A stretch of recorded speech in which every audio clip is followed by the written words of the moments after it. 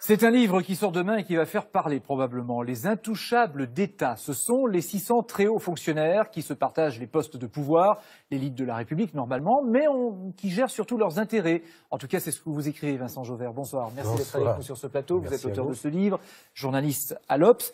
Votre livre, c'est un véritable carnet d'adresses parce qu'il y a tous les noms de ces fonctionnaires, justement, pas tous, presque tous, de gens qui se connaissent, se croisent, se donnent des coups de main et qui mêlent en fait politique et intérêt privé. Oui, c'est ce qui est nouveau en fait dans cette noblesse d'État que l'on connaît depuis un certain temps tout de même. C'est qu'ils font des allers-retours entre le public, le secteur public et les secteurs privés, mais pas n'importe quel secteur privé. Le secteur privé où ils peuvent vendre leur carnet d'adresses, vendre leur connaissance de la faiblesse de l'État, des faiblesses de l'État. Les grandes entreprises et les grands groupes. Les grandes entreprises, les grands groupes. Par exemple, les hauts fonctionnaires de Bercy qui deviennent conseillers fiscaux pour des grands groupes privés. Pourquoi? Parce qu'ils connaissent justement les faiblesses des lois fiscales qu'ils ont souvent eux-mêmes écrites. Et donc ils font profiter aux grands groupes de contournement de la loi fiscale. Et quand ils reviennent dans l'administration, ils font la loi. Et quand ils reviennent dans l'administration, ils la préparent, parce que c'est quand même d'abord, ils refont gonfler leur carnet d'adresses, ils connaissent les nouvelles faiblesses de l'État, et effectivement, ils progressent comme ça.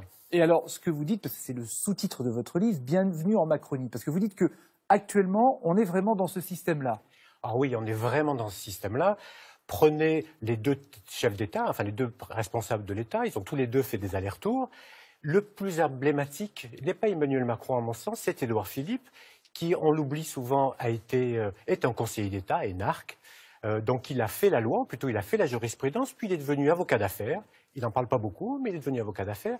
Puis ensuite, il a été directeur des affaires publiques, c'est-à-dire lobbyiste d'une entreprise qui est Areva. Donc là aussi, il a fait la loi en quelque sorte, où il a essayé d'influencer la loi. Et maintenant, il est Premier ministre, où il fait la loi. Donc voilà. Mais pour l'instant, il n'y a pas de conflit d'intérêts entre son pas... passé et aujourd'hui. Non, non, je ne dis pas conflit d'intérêts, mais il y a... Mais c'est son parcours. Mais ce sont des gens qui cumulent tous les pouvoirs. En tout cas, ça, c'est pas nouveau. Pourquoi rien ne change?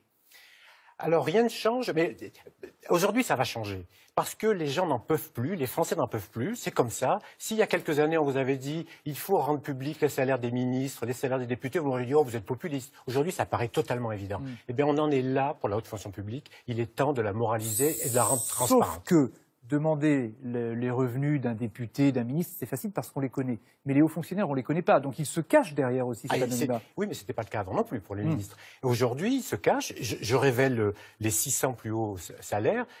Mais je le révèle parce qu'on me les a donnés, parce que quelqu'un qui supportait pas que ce soit secret me les a donnés. Mais oui, ce sont Vous dites que ce sont des gens qui sont parfois payés plus que le président de la République lui-même. Il y en a 600 qui sont payés plus que le président de la République. C'est de quel ordre? Écoutez, à Bercy, on gagne jusqu'à 300 000 € par an tout de même. Salaire à vie. Et où on n'est jamais sanctionné. Alors au fond, qu'est-ce que vous voulez dire? Quel est le principal problème? Que c'est pas démocratique, que c'est pas transparent? Ah, que c'est pas transparent, ça c'est sûr. Et que c'est pas démocratique? Non plus, c'est pas démocratique. Il y a aujourd'hui, Emmanuel Macron a voulu une moralisation de la vie publique. Il y a eu une moralisation de la vie publique des politiques. Lorsque les députés d'opposition ont voulu intégrer les hauts fonctionnaires dans cette loi, le Sénat a voté pour, mais la République en marche n'a pas voulu inclure les hauts fonctionnaires dans cette loi sur la moralisation de la vie publique. Je pense qu'il est temps que ça se fasse. Il est temps que ça se fasse. Est-ce que vous pensez donc qu'Emmanuel Macron sera le président qui s'attaquera à ces privilèges ou à ces situations? C'est celui qui est le mieux placé puisqu'il en vient, mais c'est celui aussi qui est le mieux placé pour ne rien faire parce qu'il en vient. Donc c'est un test, on l'attend au tournant, c'est ce que vous voulez dire. Absolument. Merci Vincent Jauvert d'être venu nous parler en avant-première des Intouchables d'État qui sort demain chez Robert Laffont. Merci à vous.